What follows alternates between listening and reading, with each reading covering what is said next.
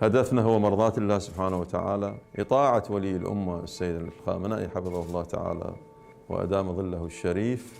طاعة المرشد الإيراني أي طاعة إيران كانت شغله الشاغل طيلة حياته. حمل السلاح مع إيران لمحاربة الجيش العراقي، ونفذ وخطط للعديد من عمليات الاغتيال والاختطاف والتفجير من العراق إلى الكويت فلبنان فسوريا، وما خفي كان أعظم. هندس تشكيل ميليشيات الحشد الطائفية في العراق، وانتهى قتيلا إلى جانب قاسم سليماني بغارة أمريكية قرب مطار بغداد. فمن هو أبو مهدي المهندس، أخطر رجال إيران في العراق؟ ونقول لشباب خصوصا الحرس الثوري الذي أدخلته أمريكا في قائمة الإرهاب، نقول لهم نحن نفتخر أن نكون إرهابيين. جمال جعفر آل إبراهيم المعروف بأبو مهدي المهندس أو بجمال جعفر محمد علي أو جمال جعفر الإبراهيمي، في الحقيقة له 19 اسما حركيا لا مجال لذكرها جميعا، لكن كل هذه الأسماء تشير إلى الرجل الذي ولد في البصرة جنوب العراق، والذي تخرج من كلية الهندسة التكنولوجية من بغداد، والذي انضم إلى حزب الدعوة الإسلامية، الحزب الذي كان على صدام مع نظام صدام حسين. غادر المهندس إلى الكويت هربا من الملاحقة الأمنية، وهناك انخرط بالنشاط السياسي والأمني المعارض لنظام صدام حسين ضمن ما عرف حينها بخلايا فرع حزب الدعوة، وهي الخلايا التي خططت لعملية تفجير السفارة العراقية في بيروت، التفجير الذي قضى فيه 61 شخصا، من بينهم السكرتيرة العراقية بلقيس الراوي زوجة الشاعر السوري الراحل نزار قباني.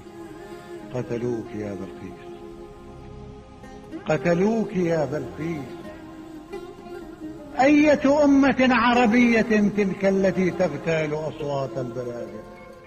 في الكويت وطد المهندس علاقاته مع مصطفى بدر الدين القيادي السابق في ميليشيا حزب الله اللبنانية، الذي قتل في سوريا عام 2016، ليقوما سوية بالتخطيط لعمليتي استهداف السفارتين الفرنسية والأمريكية في الكويت بالسيارات المفخخة، وبالتخطيط لتنفيذ حادثة اختطاف طائرة الخطوط الجوية الكويتية، ومن ثم التخطيط لمحاولة الاغتيال الفاشلة التي استهدفت أمير الكويت جابر الأحمد الصباح عام 85.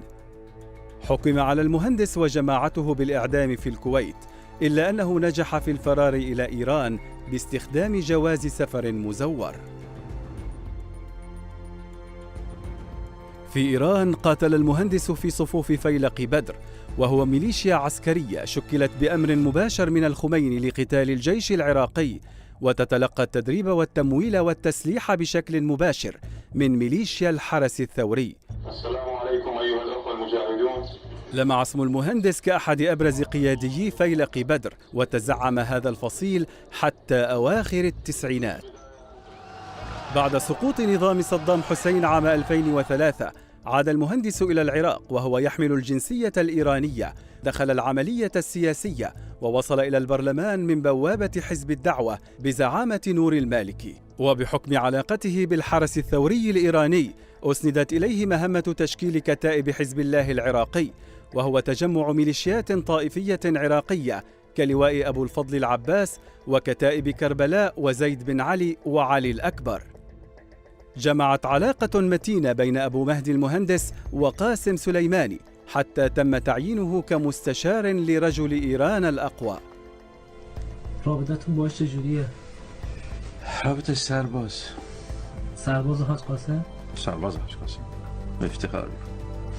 فرمانده هشت شعبی عراق افتخار میکنه که سرباز. بله سرباز حاج قاسم افتخار، يعني نعمة إلهي.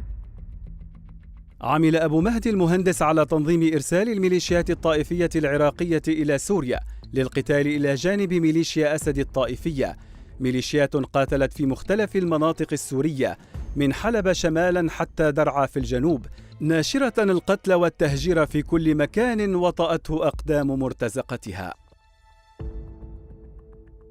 وفي العراق وبذريعة تنظيم داعش عمل أبو مهدي المهندس على تشكيل تجمع ميليشيات الحشد الشعبي بإيعاز إيراني، وحظي بمنصب نائب قائد الحشد، إلا أن الجميع في بغداد يعلم أنه هو القائد الفعلي لهذه الميليشيات التي تسيطر اليوم على القرار العسكري والأمني وحتى السياسي في العراق بشكل كامل. وحتى قبل مقتله بأسابيع كانت تقارير حقوقية تشير إلى تورط كتائب حزب الله التابعة للمهندس بقتل المتظاهرين العراقيين الذين نزلوا إلى الشوارع مطالبين بإسقاط الطبقة الحاكمة بجميع وجوهها، وعلى رأسهم أبو مهدي المهندس ومن هم على شاكلته. قتلوك يا بلقيس. قل لهم نحن نفتخر أن نكون إرهابيين. إطاعة ولي الأمة السيد الخامنئي حفظه الله تعالى